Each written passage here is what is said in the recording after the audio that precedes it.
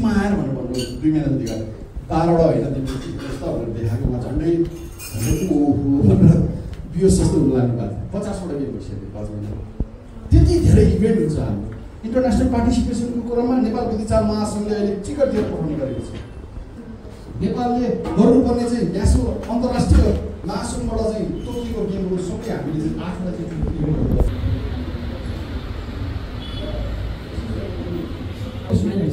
नलेजको हिसाबमा उहाँसँग चाहिँ स्कुलसँग भएका स्कुल अब फ्याक्ट्रिज हरेक चिजको फ्याक्ट्रिज स्कुलको सरकारको समन्वयको हिसाबमा उहाँसँग मित्र बसेर काम गर्न सक्नुहुन्छ र म पनि काठमाडौँ नै धेरै बस्छु त्यस कारणले यति धेरै सम्भावना भएका स्कुलहरू प्राइभेट स्कुलमा त 3000 भन्दा बेसी चाहिँ काठमाडौँमा छन् अब भन्ने कमिटीमा कमसेकम वार्षिक रूपमा 3-4वटा कार्यक्रम साथ दिनुभएको छ तसर्थ हृदयदेखि आभार प्रकट गर्दै आजको हाम्रो यस कार्यक्रमका प्रमुख अतिथि माननीय शेर बहादुर कुँवरज्यूको हातबाट उहाँलाई कदर पत्र प्रदान गरिदिनु हुनका लागि हार्दिक अनुरोध गर्दछु। यहाँ टेबलमा रहेको छ म यो कदर पत्र एकपटक यहाँ announce chess association certificate of appreciation being partner well पार्टनरको रूपमा हामीलाई साथ दिएको यो कार्यक्रमका लागि यसअघिदेखि नै प्रयासहरू गरिराख्नु भएको थियो। कार्यक्रम संयोजक भन्दा पनि फरक पर्दैन कि जस्तो लाग्ने उहाँको भूमिका हेर्दाखेरि र सदैव हामीलाई एउटा सल्लाहकार अभिभावकको रूपमा हामीलाई साथ दिँदै आउनु भएको छ तसर्थ हृदयदेखि नै आभार प्रकट गर्दै हामी लगभग कार्यक्रमको अन्त्यतिर पनि छौँ। प्रमुख अतिथिज्यूलाई फेरि एकपटक म दुःख दिनेतर्फ लाग्दैछु। अतिथिज्यूहरूलाई मायाको चिनो प्रदान गरिदिनु हुनका लागि म क्रमशः नाम लिँदै जानेछु र यहाँहरूले मायाको चिनो ग्रहण गरिदिनु हुनका लागि काठमाडौँ जिल्ला बुद्धिचाल सङ्घ को 7औं साधारण सभा उद्घाटन समारोहका प्रमुख अतिथिज्यू श्री माननीय शेर बहादुर कुँवरज्यूलाई फेरि एकपटक अनुरोध गर्दछु कदर मायाको चिनो प्रदानका लागि र मायाको चिनो ग्रहण गरिदिनु हुनका लागि म हार्दिक अनुरोध गर्दछु धरम लामाज्यूलाई मायाको चिनो ग्रहण गरिदिनु बहादुर राणा भाटज्यूलाई मायाको चिनो ग्रहण गरिदिनु हुनका लागि हार्दिक अनुरोध गर्दछु। नेपाल बुद्धिचाल महासङ्घका कोषाध्यक्ष तथा यस जिल्ला तथा निर्वाचनको केन्द्रीय प्रतिनिधि पनि हुनुहुन्छ। अबका लागि मायाको चिनो ग्रहण गरिदिनु हुनका लागि म हार्दिक अनुरोध गर्दछु जिल्ला विकास समिति काठमाडौँका अध्यक्ष इन्जिनियर रूपा थापा मगरज्यूलाई मायाको चिनो ग्रहण गरिदिनु हुनका लागि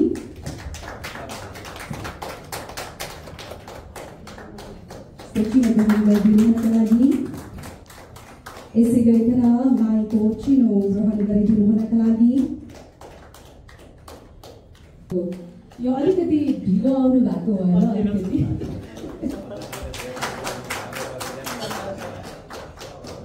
धेरै धेरै धन्यवाद छ यहाँको उपस्थितिका लागि। पदाधिकारी प्रमुख अतिथिज्यूलाई दुःख दिनेतर्फ लाग्दैछु। प्रमुख अतिथिज्यूको हातबाट नेपाल बुद्धिचाल महासङ्घका केन्द्रीय सदस्यहरू रमिला पोखरेलज्यू मायाको चिनो ग्रहण गरिदिनु हुनका लागि अगाडि आइदिनु हुनका लागि म हार्दिक अनुरोध गर्दछु। कृपया जोरदार ताली यस बुद्धिचाल खेलमा महिलाको सहभागिता एकदमै न्यून देखिरहेका छौँ हामीले। यसै गरिकन सुशील चौधरीज्यूलाई पनि मायाको चिनो ग्रहण गरिदिनु हुनका लागि हार्दिक अनुरोध गर्दछु। यसै गरिकन मायाको चिनो ग्रहण गरिदिनु हुनका लागि प्रवीण भरेलज्यूलाई पनि हार्दिक अनुरोध गर्दछु। प्रवीण भरेलज्यू यहाँलाई पनि हार्दिक अनुरोध गर्दछु। यसै गरिकन मायाको चिनो ग्रहण गरिदिनु हुनका लागि विनोद विश्वकर्माज्यूलाई पनि हार्दिक अनुरोध गर्दछु। विनोद विश्वकर्माज्यू यहाँलाई पनि मायाको लागि हार्दिक अनुरोध गर्दछु। यहाँहरूको माया साथको कारणले आज हामी यस 7औं साधारण सभा योगदान सबै गरिरहोस् भनेर हामीले यसरी नै सम्मान गर्न पाइरहौँ भन्ने पनि लाग्छ र अब हामी कार्यक्रमको लगभग अन्त्यतिर आइपुगेका छौँ। आजको हाम्रो यस कार्यक्रमको शोभा बढाइदिनु हुनका लागि पाल्नु भएका आजको हाम्रो यस कार्यक्रम काठमाडौँ जिल्ला बुद्धिचाल सङ्घ 7औं साधारण सभा समुद्घाटन समारोहका प्रमुख अतिथिज्यू माननीय शेरबहादुर कुँवर जो प्रतिनिधि सभा सदस्य एवं पूर्व रोजगार तथा सामाजिक सुरक्षा मन्त्री समेत हुनुहुन्छ। उहाँको उपस्थितिले हामी निकै गौरवान्वित महसुस गरिरहेका छौँ र उहाँको उपस्थितिले उहाँको गरिमामय उपस्थित भयो भन्ने लाग्छ। तसर्थ आफ्नो महत्त्वपूर्ण भनाइ राखिदिनु हुनका लागि म हार्दिक अनुरोध गर्दछु माननीय शेरबहादुर कुँवरज्यूलाई। जिल्ला बुद्धिचाल सङ्घको 7औं अधिवेशनको यस उद्घाटन यस कार्यक्रमका विशिष्ट अतिथि नेपाल बुद्धिचाल सङ्घका केन्द्रीय महासचिवज्यू, केन्द्रीय कोषाध्यक्षज्यू, जिल्ला खेलकुद काठमाडौँका अध्यक्षज्यू, खेलकुद विकास समितिका अध्यक्षज्यू, जिल्ला युवा समिति युवा परिषदका सदस्य अध्यक्षज्यू र यस कार्यक्रममा पाउनुभएका विशिष्ट महानुभावहरू, यो काठमाडौँ जिल्ला खेलकुद बुद्धिचाल सङ्घका पदाधिकारीज्यूहरू र अहिले काठमाडौँ जिल्ला बुद्धिचाल सङ्घले सम्मानित गरिनुभएका विशिष्ट महानुभावहरू सबैलाई मेरो हार्दिक छ र सबभन्दा पहिला यहाँहरूलाई म धेरै धन्यवाद दिन चाहन्छु। मलाई यो कार्यक्रममा आएर एउटा उपस्थित हुने मौका दिनुभयो, सहभागी हुने मौका दिनुभयो, त्यसको लागि आयोजक कमिटीका साथीहरूलाई धेरै धेरै धन्यवाद दिन चाहन्छु। खेलकुदको बारेमा त धेरै कुराहरू पूर्ववक्ता साथीहरूले धेरै भनिसक्नुभयो। हिजो खेलकुदको बारेमा मान्छेलाई जानकारी थिएन, खेलकुदप्रतिको चासो थिएन, राज्यलाई पनि खेलकुदप्रति त्यति चासो थिएन। तर बिस्तारै बिस्तारै खेलकुदप्रतिको माया मोह जाग्दैछ। आम नागरिकलाई जब आम नागरिकलाई नै खेलकुदप्रतिको चासो जाग्छ भने स्वाभाविक रूपमा राज्य त्योभन्दा पृथक हुन सक्दैन, सरकार त्योभन्दा पृथक हुन सक्दैन। पब्लिकको डिमान्डभन्दा राज्य टाढा जान सक्दैन। ढिलो होस् चाँडो होस् राज्यले सम्बोधन गर्नुपर्ने हुन्छ। र हामी केटाकेटीमा त झन् एउटा कपडाको बलसँगै अहिले हामी हरेक क्षेत्रको जानकारी दिन सक्छौँ। 21औं शताब्दी भन्छौँ, 21 शताब्दी हामीलाई लाग्यो कि लागेन भन्छौँ। केही ठाउँमा त हामीलाई पनि लागिसकेका छन्। बुद्धिचालको बारेमा यसका मेरिट डिमेरिटहरूको बारेमा हामीले बुझ्दाखेरि, रिसर्च गर्दाखेरि युट्युबमा मात्र हामीले रिसर्च गऱ्यो भने धेरै कुराहरू भेटाउन सक्छौँ। फेरि यो बुद्धिचाल भनेको यति महत्त्वपूर्ण चिज हो। पहिला पहिला हामी विद्यार्थी कालहरू हामी त केटाकेटीदेखि नै राजनीतिमा भइरहेको। म पनि 13 वर्षको उमेरमा राजनीतिमा लागेँ। 46 सालमा खानरुपमा गुरिल्ला पक्राउ भन्दाखेरि त्यो गुरिल्ला म पनि थिएँ पक्राउ खाने। थोरैजना हामी पक्राउ खाएका थियौँ, गएका थियौँ। भर्खरौँ ब्याचलरमा पढ्थेँ र थानकोटमा हामीले एक्सन गर्न पार्टीले पठाउँदाखेरि गुरिल्लाको रूपमा हामीलाई पक्राउ गरिएको थियो र केही दिन हामीलाई रेस्टमा राखिएको थियो। भनेपछि अब राजनीतिलाई पनि एउटा खेल त भन्छ। अब त्यति बेला अलि राजनीति पृथक थियो। हामीले चिनिया कथाहरू, रसाका कथाहरू मलाई लाग्छ हामी 10 क्लासमै कण्ठ गऱ्यौँ। अहिले हामी कम्युनिस्ट पार्टीका सदस्यहरूका आमा होइन, रुसी कथा जो विश्वभरिका मान्छेले पढेर सबभन्दा पपुलर थियो। चिनिया युवाका कथा, युवाहरू कसरी सङ्गठित भए, कसरी उनीहरूले क्रान्ति गरे भन्ने कुरा त मलाई लाग्छ हामीले 10 क्लास आइ पढ्दाखेरि सकिसकेको थियो। र धेरै कुरामा एउटा इथिकको हामी पोलिटिक्स क्रान्तिकारी नेता फिडेल क्यास्ट्रो जो 12-in-1 12 जनामा एकजना हुनुहुन्थ्यो। 12 जनामा एकजनाले क्रान्ति गरेर झन्डै 2-3 वर्षमा के अरे क्युबामा क्रान्ति सम्पन्न गर्थ्यो। कथाहरू हामी पढ्थ्यौँ। गोली चलिरहेको हुन्थ्यो, लडाइँ चलिरहेको हुन्थ्यो, उहाँहरूलाई वारेन्ट जारी गरेको हुन्थ्यो र उहाँहरूलाई पक्र्नुको लागि वरिपरि सेक्युरिटीहरू आइसकेका हुन्थे। तर उहाँहरू चेसको गोटीहरू चालिरहनु भएको थियो। कति महत्त्वपूर्ण रहेछ त्यो, कति बुद्धि लाउनु पर्दो रहेछ, कति बुद्धि खियाउनु पर्दो रहेछ, यसको महत्त्व कति छ भन्ने कुरा त त्यसबाट पनि थाहा हुन्छ। मृत्युको मुखमा जाँदैछौँ तर चेस चाल्न छोडेको छैन। यी कथाहरूबाट पनि हामीले यो खेलको बारेमा विशेष हामीले अलिक बुझ्ने अवसर पाएका थियौँ। र पहिलोचोटि मैले उहाँहरूले अघिल्लोचोटि बुद्धिचालको बारेमा महेन्द्रनगरमा कार्यक्रम आयोजना गर्नुभएको थियो नारायणजीले, त्यहाँ हामीलाई पनि बोलाउनु भएको थियो र त्यहाँ पनि हामीले यो कार्यक्रममा हामी सहभागी भयौँ र अहिले अब दोस्रो पाटोमा म धेरै लामो त बोल्दिनँ। दोस्रो पाटोमा राज्य र खेलकुदको सम्बन्धको बारेमा पञ्चायत कालमा खेलकुदलाई लोकतन्त्रवादीहरू प्रातन्त्रवादीहरूका विरुद्धमा उपयोग गर्यो। जम्मैलाई त्यति बेला हामी मण्डली भन्थ्यौँ। खेलकुदमा लागेका मान्छेहरूलाई मण्डलीको रूपमा हामीले चित्रण गर्थ्यौँ। त्यति बेला लोकतन्त्रवादीहरू प्रान्तवादी, चाहे त्यो काङ्ग्रेस खेमामा होस्, चाहे प्रान्तन्त्रिक खेमामा होस्, चाहे वामपन्थी खेमामा होस्, र प्रयोग पनि त्यही ढङ्गले गर्थे। शरदचन्द्र चार दरबारकै मान्छे त्यसको सञ्चालक हुन्थे, मेन स्ट्रिम दरबारबाटै चल्थ्यो। तर लोकतन्त्र आइसकेपछि खेल भनेको स्वास्थ्यको लागि भन्ने नारालाई हामीले अगाडि बढायौँ। स्वस्थ रहनको लागि पनि खेल चाहियो। बुद्धिचाल आफ्नो ठाउँमा छ, मार्सल आर्ट आफ्नो ठाउँमा छ, भलिबल, फुटबल, अहिले राइजिङ अझ क्रिकेट आफ्नो ठाउँमा छ। हरेकको आफ्नो साउथ दिनुपर्ने, किस्ता दिनुपर्नेलाई विकास माग्दाखेरि पनि पैसा छैन। त्यो जहिले पनि अर्थमन्त्री जो भयो पनि त्यही भयो, अघिल्लोसम्म पनि त्यही। तर होइन, हामीले बजेटको प्राथमिकरण गरौँ। हामीले के भन्यौँ भन्दाखेरि एकातिर उत्पादनतिर लगाउँ, उत्पादकत्व बढाउनेतिर लगाउँ।